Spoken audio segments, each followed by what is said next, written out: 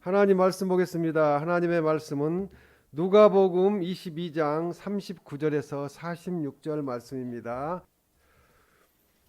예수께서 나가사 습관을 따라 감람산에 가심에 제자들도 따라갔더니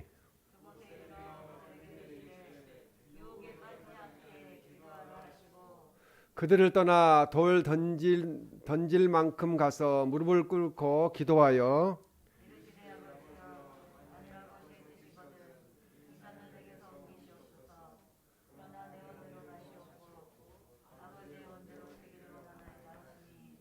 천사가 하늘로부터 예수께 나타나 힘을 더하더라.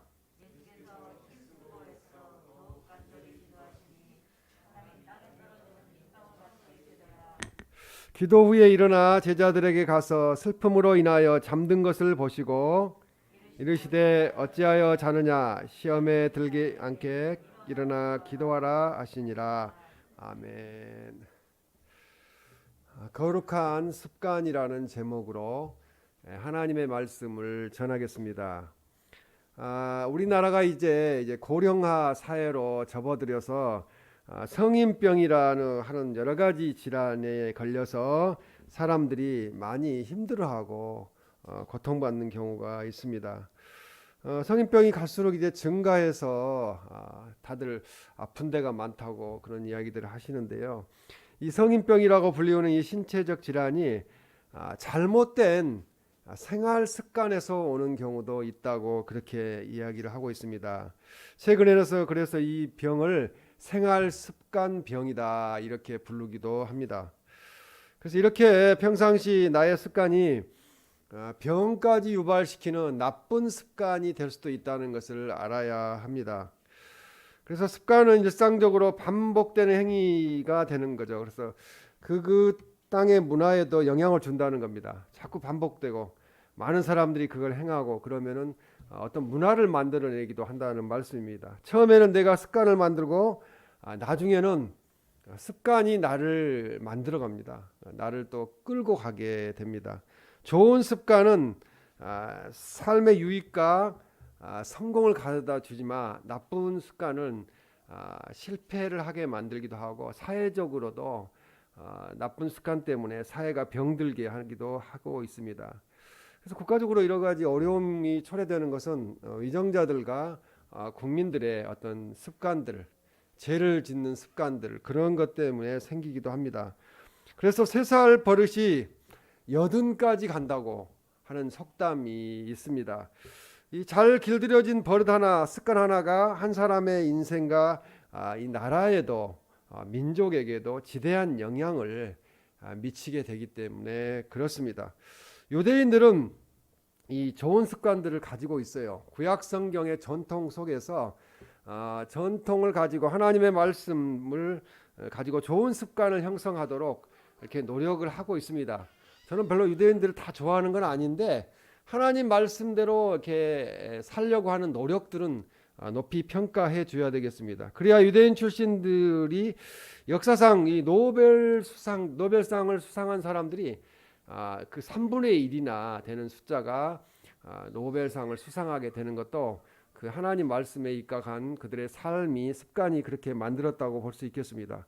수많은 석학들과 경제인들이 이제 그들로부터 유대인들로부터 나왔다는 거죠. 근데 지금 이제 그 유대인들이 18%밖에 안 돼요. 그러니까 이스라엘 사람들이어 가지고 다 하나님 믿는 게 아니에요. 예수님 믿는 분들은 한 1%에서 1.5% 정도 되고 그 정도밖에 되지 않습니다. 그러나 그들이 세계를 움직이고 있어요. 특히 경제적으로는 또 정치적으로도 세계를 움직이고 있습니다. 그래서 성경 속의 좋은 습관이 그들의 세계 역사에 그 위대한 이인들을 배출하고 있다고 볼 수 있겠습니다. 예수님에게도 몇 가지 습관이 있었는데요. 그 습관 중에 가장 좋은 습관이 뭐였냐면은 새벽 미명에 아침 이른 시간에 모두가 잠들어 있을 때 예수님은 한적한 곳에 가셔서 하나님께 기도를 하셨다는 것입니다. 예수님의 기도의 습관뿐만 아니라 이게 병든 자, 또 소외된 자, 그 아픔과 고통 가운데 있는 사람들을 위하여 그들을 안쓰럽게 생각하고 불쌍히 여겨서 치료해 주시고 또 회복해야 하는 그런 습관도 가지고 계셨습니다. 그래서 사랑의 습관을 가지셨다는 거죠. 우리에게도 이런 사랑의 습관이 몸에 배서 다른 분들을 볼 때 긍휼히 여기는 마음, 사랑하는 마음을 갖기를 바랍니다. 오늘 예수님의 거룩한 습관을 본받아서 이제 새해 복 많이 받으라고 인사를 했는데 오늘이 벌써 1월의 마지막 주가 되었어요. 그래서 다시 우리가 신앙생활을 바로 세우고 올해는 우리가 좋은 습관은 계승하고 또 뭐 안 좋은 습관은 버리고 또 더 나은 습관들을 우리가 개발을 해서 실천하는 그리고 실천하여서 하나님께 칭찬받고 또 우리의 삶이 윤택해지는 그런 우리들이 되시기를 주님의 이름으로 축원합니다. 이 첫 번째는 이 거룩한 습관은 예배의 습관입니다. 예배 드리는 습관을 우리가 가져야 됩니다.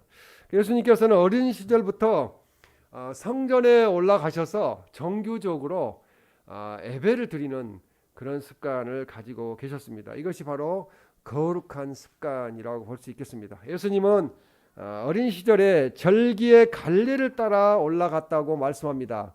그래서 이 누가복음 2장 42절에 보면 그들이 이 절기의 갈례를 따라 올라갔다가 이렇게 말씀하는데 예수님도 갈례를 따라서 올라가셨는데 여기서 이 헬라어로 에도스라는 것이 습관이라는 뜻이에요. 에도스, 습관이라는 말인데 예수님은 12살 때 이미 습관을 따라서 부모님과 함께 성전에 올라가서 예배 드렸다는 거죠. 그 습관을 가지고 계셨다는 겁니다. 뿐만 아니라 성전에서 선생님들과 더불어 랍비들과 더불어 담론을 나누고 성경을 논하며 심지어 그들을 가르치기까지 하는 그런 놀라운 역사를 행하셨습니다.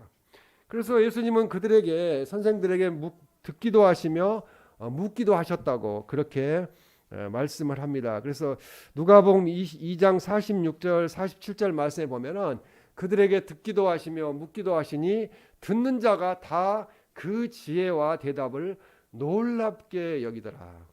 12살짜리인데요. 예수님이 그때 당시에 이 랍비들은 뭐 나이도 지긋하고 많은 걸 공부했겠죠. 놀랍게 여겼다고 그렇게 말씀하고 있습니다. 또한 이 다윗은 기쁠 때나 슬플 때나 어떤 상황 속에서도 하나님을 예배하는 것을 그치지 않았습니다. 또 하나님을 찬양하는 것을 그치지 않고 특히 고난 중에 있을 때 하나님을 예배하고 찬양하는 것을 더 열심히 했습니다. 그만큼 그의 찬양과 예배의 삶은 시편에 가득 기록되어 있습니다. 시편에 가득 메울 정도로 성경의 중요한 부분을 차지하고 있습니다. 시편 27편 4절 말씀에 보면은 내가 내 평생에 여호와의 집에 살면서 여호와의 아름다움을 바라보며 그의 성전에서 사모하는 그것이라 이렇게 말씀하죠. 하나님께 예배하는 것을 계속하겠다고 그렇게 사모할 정도로 그렇게 하겠다고 말씀합니다. 그래서 습관이라는 것은 우리 사람에게 굉장히 중요하다는 거죠. 근데 그 습관을 고치는 게 참 쉽진 않아요. 좋은 습관은 이게 자꾸 좋은 습관 그거 아무나 할 수 있는 게 아닌데 그것은 계속 계승되는데 나쁜 습관을 고치기는 어렵습니다. 왜냐하면 습관이 모여서 행동이 되고 행동이 모여서 또 습관이 되어서 그 사람의 모습이 그 습관 때문에 만들어져 가기 때문에 그렇습니다. 결국 그 사람의 삶을 결정하게 된다는 거죠. 그래서 끊어버리기가 참 어려워요. 성질 급한 사람은 그 급한 걸 절제하기가 어렵고 그렇게 어렵습니다. 사람에게 가장 중요한 것은 천성이 아니라 그에게 형성된 그런 습관들 그 모습이라고 볼 수 있겠습니다. 그래서 생각은 행동을 낳고 행동은 습관을 낳는다는 것을 이야기하고 있고 습관은 그 사람의 인생을 삶을 결정한다고 그렇게 말하기도 합니다. 그럼 어떻게 그 습관을 가질 수 있을까요? 그것은 좋은 습관을 길들임으로써 말미암아 가능해진다는 거죠. 또 우리가 오늘 기도함으로 가능해진다는 거죠. 기도하면 저도 온유한 마음을 주시옵소서 그렇게 기도하거든요. 사람은 누구든지 이렇게 성질이 다 있어요. 그럼 온유한 마음을 주시옵소서, 절제하는 마음을 주시옵소서 이렇게 기도를 하게 되는데 자꾸 이렇게 길들여 간다는 거죠. 듀크 대학교의 연구진이 2006년에 발표한 논문에 따르면 사람들이 매일 행하는 행동의 40%는 의사결정의 결과가 아니라 습관 때문에 한다는 거예요. 예, 자기가 어떤 결정을 내려서 하는 게 아니라 자동으로 그냥 몸에 배해서 그냥 그렇게 한다는 겁니다. 그래서 처음에는 의식적인 선택을 하는 것 같지만 얼마 후에는 생각조차도 않으면서 바로 그 일을 한다는 거예요. 실행에 옮긴다는 거예요. 그래서 이것을 습관에 따라 산다고 보겠습니다. 히브리서 10장 25절 말씀에 보면은 모이기를 패하는 어떤 사람들의 습관과 같이 하지 말고라고 말합니다. 이제 뭐 세상의 것이 더 좋은 일들이 많으니까 교회 나오는 그 모임들을 자꾸 빼먹고 그냥 한두 번 안 나가면은 뭐 괜찮대, 뭐 지난주에도 안 나갔는데 어때, 이렇게 한다는 거죠. 그러나 오직 권하여 그날이 가까움을 볼수록 더욱 그리하자. 예수님 오실 날이 가까움을 볼수록 보이잖아요. 그러죠? 보이잖아요. 더욱 모이기를 힘쓰라고 말합니다. 혹시 나의 하는 일 때문에 예배가 빈번하게 우선순위에서 밀려나고 있지는 않은지 우리는 점검을 해야 됩니다. 교회 예배 잘 나오지 않는 것도 습관이기 때문입니다. 습관이기 때문에 그렇습니다. 매주 교회를 찾아 하나님께 예배하는 일, 이 일이 평생에 양보할 수 없는 가장 크고 중요한 일이고 습관이 되게 해야 됩니다. 우선순위가 되어야 된다는 거죠.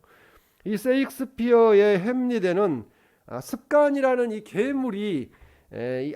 괴물은 악습에 무감각하게도 만들지만 악한 습관에는 무감각해진다는 거죠. 그러나 또 천사 같은 면이 있어서 선행을 자주 하면 새로 맞춘 옷이 잘 맞듯이 그리하듯이 차츰 몸에 배기 된다는 거죠. 배어서 자동으로 움직이게 된다는 거죠. 선한 일도 한두 번 이렇게 계속 반복하면은 착한 사람으로 변화돼서 착한 일을 하게 된다는 것입니다. 그래서 예배는 성도의 몸에 밴 기본 동작이라는 거죠. 주일 되면 자동으로 교회로 나와야 되는 게 맞는 거예요. 그것은 뭐 선택사항이 아닙니다. 그래서 이 기본 자세가 흔들리면 우리 인생 전체가 흔들린다는 것을 잊지 말아야 됩니다. 진짜 하나님이 진정으로 사랑하는 분은 예배에 참석하지 않고 계속 이제 세상에 나가 살다 보면 하나님이 그냥 두시지 않아요. 매를 드셔서 다시 돌아오게 만드세요. 그렇기 때문에 우리가 흔들려서는 안 되고 기본적으로 예배 생활은 잘해야 된다는 말씀입니다. 주님의 이름을 부르면 주님께서 예배 시간에 우리에게 만나 주세요. 깨닫게 하시고 위로해 주십니다. 찬양의 주제가 되시는 주님을 찬양하면은 주님을 만나게 되고요. 우리 마음이 하나님을 찬양했는데 기쁘게 변화가 됩니다. 사랑과 감사의 마음으로 주님을 만나야 한다는 거죠. 오늘 살아있음에 감사하고, 이렇게 사건 사고가 많은데 오늘 사건 사고 나지 아니함에 감사하고, 감사할 것이 우리에게 너무나 많이 있습니다.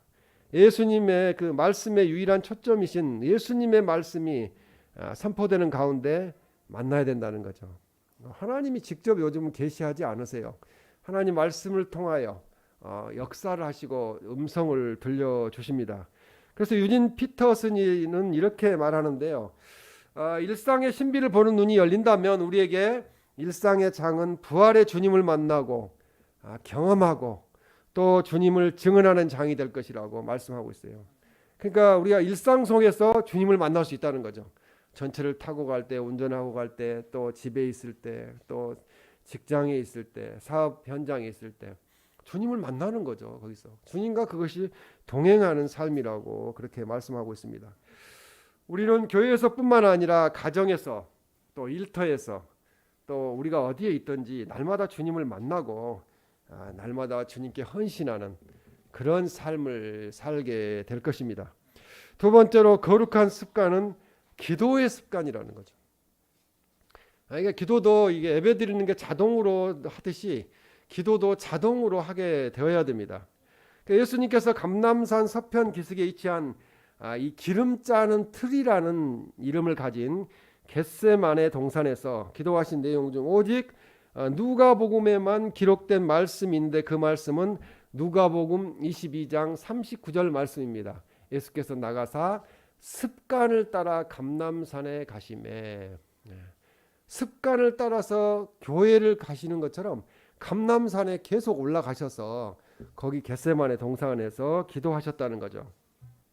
예수님은 복음을 전하고 병 고치는 사역을 한참 하시다가도 저녁이나 새벽 미명이 되면은 바로 겟세마네 동산에 올라가셔서 그렇게 기름을 짜듯이 그 하나님 앞에 막 절실하게 기도를 드렸다고 그렇게 말씀을 합니다. 그래서 이 생활화된 기도의 모습이죠. 요즘 이 스마트폰이 나와가지고 기도하는데 방해 요소가 돼요. 그래서 아침에도 일어나면은 기도가 최우선이 돼야 되는데 뭘 먼저 보죠? 스마트폰을 들고 알람을 끄잖아요, 그렇죠? 또 알람을 끄고 나면은 거기에서 뭔가 막 떠 있으면 또 보게 돼요. 그러다 보면 거기에 시간을 뺏기는 거예요. 그래서 딱 일어나면은 알람 끄고 딱 덮어놓고 가장 먼저 기도를 하는 것이 우리의 습관이 되어야 될 줄로 믿습니다. 그래서 우리는 누가는 오늘 복음 본문에서 습관을 따라 예수님도 기도하셨다고 표현하고 있어요. 하나님이셨는데 이 땅에 오셨던 예수님도 습관을 따라 기도했는데 우리가 습관을 따라 기도하지 아니하면 살기 힘들죠. 기도하지 아니하면 힘들어요. 내가 그러면 기도하지 않고 있는데 어느 정도 살고 있다 그러면은 누군가가 나를 위해서 기도하기 때문에 하나님이 긍휼히 여기셔서 이 정도에 살게 하신다는 것을 깨달아야 할 줄로 믿습니다. 제자들은 예수님과 함께하는 마지막 기도 시간을 습관을 따라 기도하지 못하고 잠을 잤어요. 예수님이 3번씩이나 왔을 때도 잠을 자고 있었어요. 그래서 누가복음 22장 40절에 보면 유혹에 빠지지 않게 기도하라고 말씀하고 있습니다. 말씀 듣고 기도하고 그러면은 어떤 유혹이 와도 성경 말씀에 또 하나님이 이렇게 유혹에 빠지지 않게 하라고 그랬는데 하면서 이겨내게 되는 거죠. 예수님께서는 자신이 체포되신 후에 이로 인해 제자들이 두려움과 공포에 휩싸여 자신을 버리고 도망갈 것을 이미 아셨기 때문에 그래서 낙심하고 그들이 절망하지 않도록 하기 위해서 유혹에 빠지지 않게 기도하라고 그렇게 말씀을 하셨습니다. 누가복음 22장 41절에 보면 무릎을 꿇고 기도하여 그렇게 말씀합니다. 하나님이셨던 예수님도 무릎을 꿇고 기도하셨다는 거예요. 옛날 우리 예배당은 무릎을 꿇고 기도할 수 있었는데 지금은 그렇지는 않죠. 그러나 무릎을 꿇고 기도했다고 말씀합니다. 감람산에 가셔서 기도하는 습관이 있었던 예수님께서는 십자가를 지시기 전에 이렇게 중대한 일을 앞두고 감람산에 올라가셔서 기도하셨습니다. 예수님은 하나님이셨죠. 그러나 기도 아니면은 살 수 없다는 것을 아시는 거죠. 그래 인간으로서 예수님의 기도의 모습은 우리가 본받아야 할 모범적인 습관이라고 볼 수 있겠습니다. 이 겟세마네 동산에서 기도하시는 모습도 예수님의 인성을 가장 적절하게 보여주시는 거라는 거죠. 사람이셨기 때문에 십자가를 지시는 것 자체 다 알고 계셨기 때문에 사람이시기 때문에 그것을 힘들어 하셨던 건 사실입니다. 누가복음 22장 42절에 이르시되 아버지여 만일 아버지의 뜻이거든 이 잔을 내게서 옮기시옵소서 이렇게 해서 너무 힘드니까 그냥 십자가를 지시러 우리를 구원하시러 이 땅에 오셨지만 인성을 가진 인간적인 입장에서는 잔을 옮길 수만 있다면 이 가정을 겪지 않고 모든 만민들을 구원할 수만 있다면 그렇게 되기를 원한다고 그렇게 기도를 하셨습니다. 누가복음 22장 44절에 보면 예수께서 힘쓰고 애써 더욱 간절히 기도하시니 이렇게 말씀합니다. 인성을 지니신 예수님께서는 십자가의 고난이 매우 큰 심중에 고민이 되어서 온 힘을 다하여서 간절하게 하나님 앞에 기도를 드렸습니다. 또 44절에 보면 땀이 땅에 떨어지는 핏방울 같이 되더라. 어렸을 때 성경 읽을 때는 이해를 잘 못했어요. 어떻게 땀이 핏방울로 변했을까 이렇게 했는데 이 예수님께서 핏방울이 떨어지는 듯한 생명을 건 간절한 기도를 드렸다는 의미로 이렇게 표현하고 있습니다. 십자가의 고난을 앞둔 예수님의 그 사탄과의 영적 전투는 이미 기도에서부터 본격적으로 시작되었다는 거죠. 기도에서부터 영적인 전투를 시작하셨습니다. 그러나 함께 감람산에 간 제자들은 전혀 생각이 없이 잠을 자면서 주님의 그 기도, 간절한 기도에 아무 도움이 되지 못했습니다. 누가복음 22장 45절 말씀에 보면 잠든 것을 보시고 이렇게 말씀합니다. 제자들이 계속 잠을 자고 있는 거죠. 제자들은 육신의 피곤함과 예수님에 대한 염려와 슬픔으로 인해서 잠이 들었습니다. 우리가 기도원에 가서 예전에는 새벽 4시까지 날 새면서 철야 기도를 했어요. 그러면 졸리죠. 졸리는데 지나고 보니까 청년 때는 졸렸던 것 같아요. 근데 어느 정도 나이가 먹어서는 졸리는 것이 아니고 눈이 더 초롱초롱해지고 정신이 더 맑아지는 거. 기도해야 되니까 그런 것을 우리가 깨닫게 되고 느끼게 됩니다. 그래서 이 예수님께서는 마태복음과 마가복음에서는 예수님께서 제자들이 잠든 거에 대해서 책망하셨어요. 그런데 누가복음에서는 이를 생략하고 있습니다. 그래서 예수님의 고뇌와 슬픔이 하나님의 뜻을 이루어드리고자 하는 믿음의 근심이었다면 이 제자들은 좀 생각이 많이 달랐죠. 제자들은 슬픈 생각을 가지고 인간적인 두려움과 절망감에 빠졌다는 거죠. 그래서 예수님이 내가 모시던 주님이 이 세상을 떠나신다고 그러니까 인간적인 두려움을 갖게 되었습니다. 누가복음 22장 46절에 보면은 이르시되 어찌하여 자느냐 시험에 들지 않게 일어나 기도하라고 말씀합니다. 반대로 이야기하면 기도하지 아니하면 시험에 들 수 있다는 거죠. 기도하지 아니하면. 마태복음 26장 40절 41절 말씀에 보면 나와 함께 한 시간도 이렇게 깨어 있을 수 없더냐. 41절에 시험에 들지 않게 깨어 기도하라 이렇게 말씀합니다. 깨어 기도하라는 말씀은 이 마가복음에서도 기록이 돼 있고요. 이 마태복음에도 기록이 돼 있습니다. 마태와 마가는 예수님께서 그 말씀하신 후 3번씩이나 제자들에게 와서 자는 것을 보셨다는 거죠. 그래서 돌아가 다시 똑같은 기도를 하셨다고 말씀하고 있습니다. 그렇게 고민하며 기도하시는 예수님을 누가 도와줍니까? 제자들은 도와주지 못했죠. 잠잤으니까. 그런데 천사가 와서 나타나서 도와줬다고 또 예수님께 힘을 주므로 십자가의 권사역을 이룰 수 있도록 하셨다고 이렇게 이야기합니다. 그래서 누가복음 22장 43절 오늘 본문에 보면 천사가 하늘로부터 예수께 나타나 힘을 더하더라 이렇게 말씀합니다. 천사가 예수님을 도왔다는 기사는 마태복음 4장 11절에도 있어요. 천사들이 나와서 수종드니라. 여기는 돕는 정조가 아니라 수종들었다고 말씀하고 있습니다. 또 마가복음 1장 13절 말씀에 보면은 천사들이 수종들더라 이렇게 말씀합니다.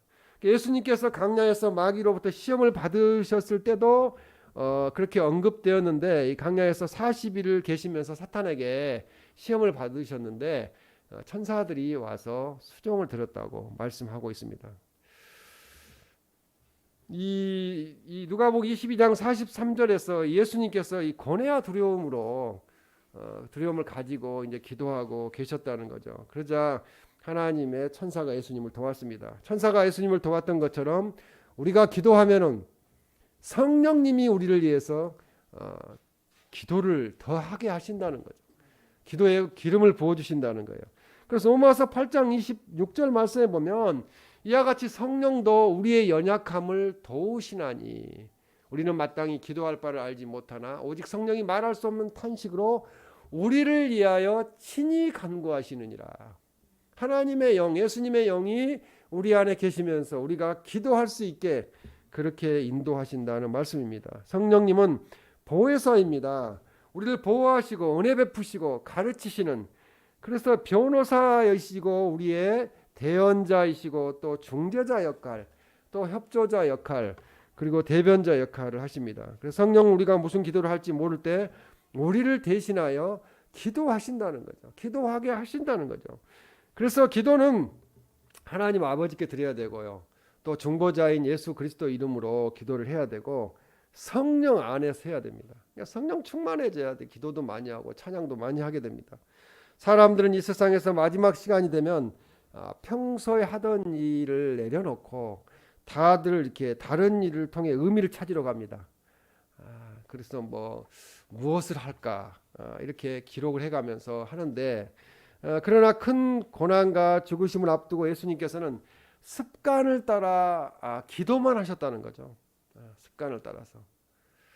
그래서 우리는 고통당할 때 어떻게 해야 할 것인가를 배우게 된다는 거죠.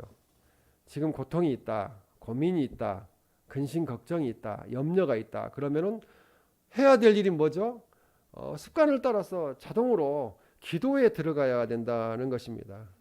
이 예수님의 감람산 기도는 고난당하는 성도들이 고난을 어떻게 이겨내야 하는가를 우리에게 가르쳐주고 있습니다. 하나님 안 믿는 사람들도 너무나 큰 고난을 받으면 하나님을 불러요. 신이 계시다면 저 좀 살려주세요. 그러다 하나님을 만나는 사람들도 있습니다. 시편 50편 15절 말씀에 보면 환난 날에 나를 부르라 내가 너를 건지리니 그렇게 말씀합니다. 건져주면은 건짐을 받은 내가 나를 영화롭게 하리라. 하나님을 영화롭게 하겠죠. 간증하고 찬양하고 감사하고 그렇게 할 줄로 믿습니다. 야고보서 5장 13절 말씀에도 보면 너희 중에 고난당하는 자가 있느냐 그는 기도할 것이요. 고난당하면 기도하라는 거죠. 기도하면 해결되기 때문에 그렇습니다. 다니엘은 하루에 3번씩 기도하는 습관을 가지고 있었습니다. 기도하는 습관이 되어 있지 않는 사람은 생각날 때만 기도해요. 근데 생각날 때만 기도하면 거의 기도하지 않게 됩니다. 그리고 생각나지 않으면 기도하지 않는 경우가 많은 거죠. 하루를 넘어가도 기도하지 않고 넘어가게 되면 불안하잖아요. 밥을 안 먹고 넘어가는 것보다는 더 불안한 거죠. 그래서 일어나자마자 기도하는 습관은 좋은 습관이라는 거죠. 잠을 자기 전에 기도하는 습관은 좋은 습관이고요.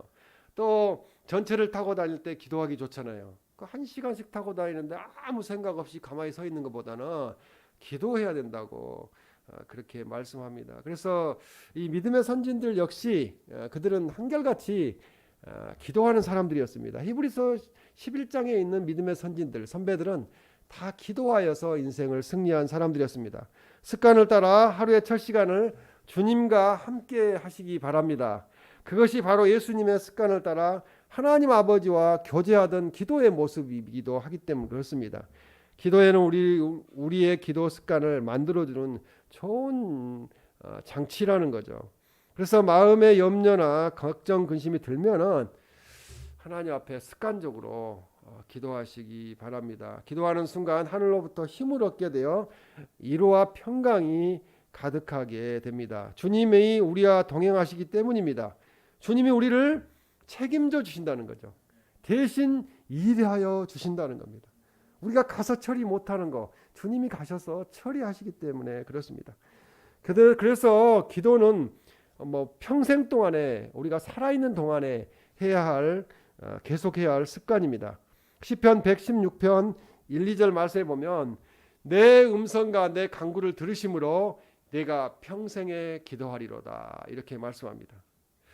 예수님께서도 고난당할 때 하나님 앞에 나아가 엎드려 기도하셨음을 볼 때 고난당하는 성도가 그 고난을 이겨내는 그런 해결하는 가장 좋은 처방은 기도라는 것을 다시 한번 강조하게 됩니다.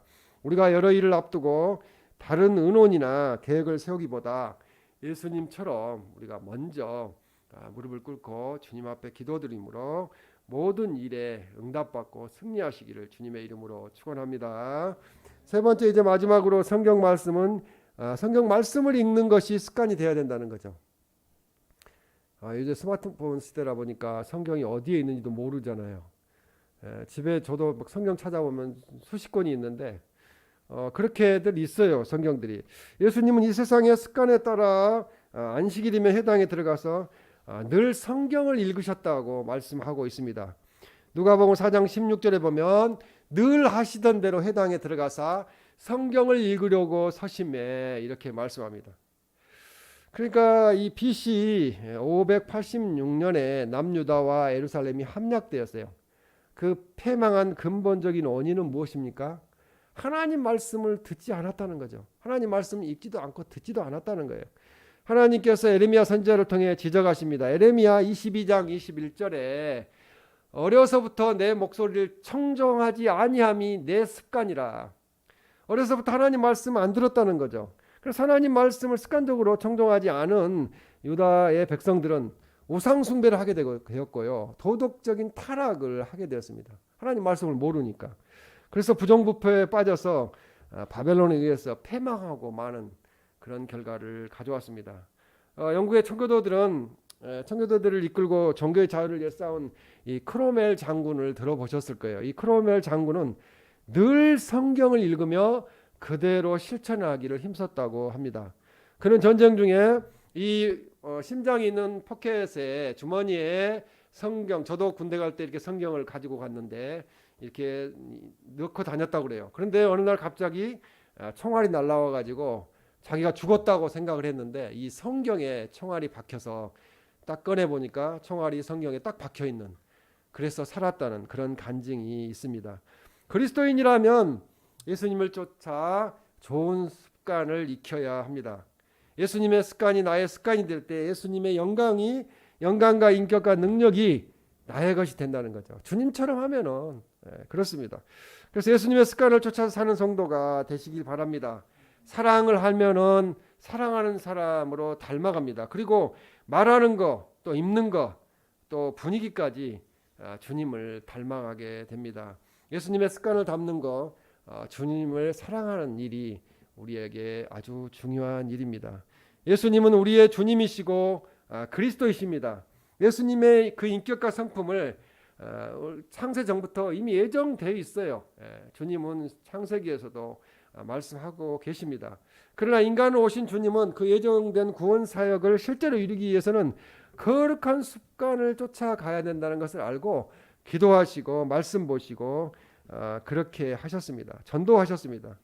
그래서 때가 이름에 십자가를 지을 수 있는 힘을 얻게 되었고 창세부터 계획했던 주님의 구원 사역을 이루어드리는 그런 구세주의 사명을 성취하셨습니다.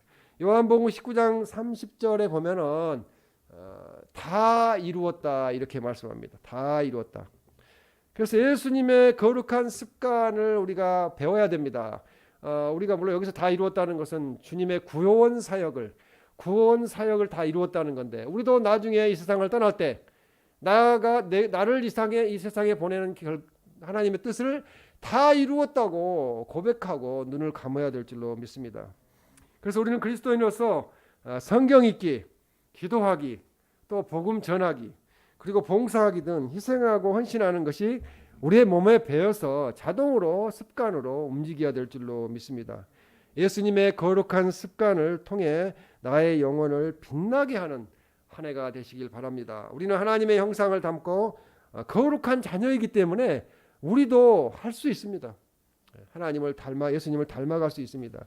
올 한 해 먼저 나의 삶을 갉아먹는 나쁜 습관을 끊어내고 어제의 나보다 내일의 내가 더 발전된 성숙할 수 있는 거룩한 습관을 들여서 매일매일 조금씩 변하고 성장하는 우리들이 되시기를 주님의 이름으로 축원합니다.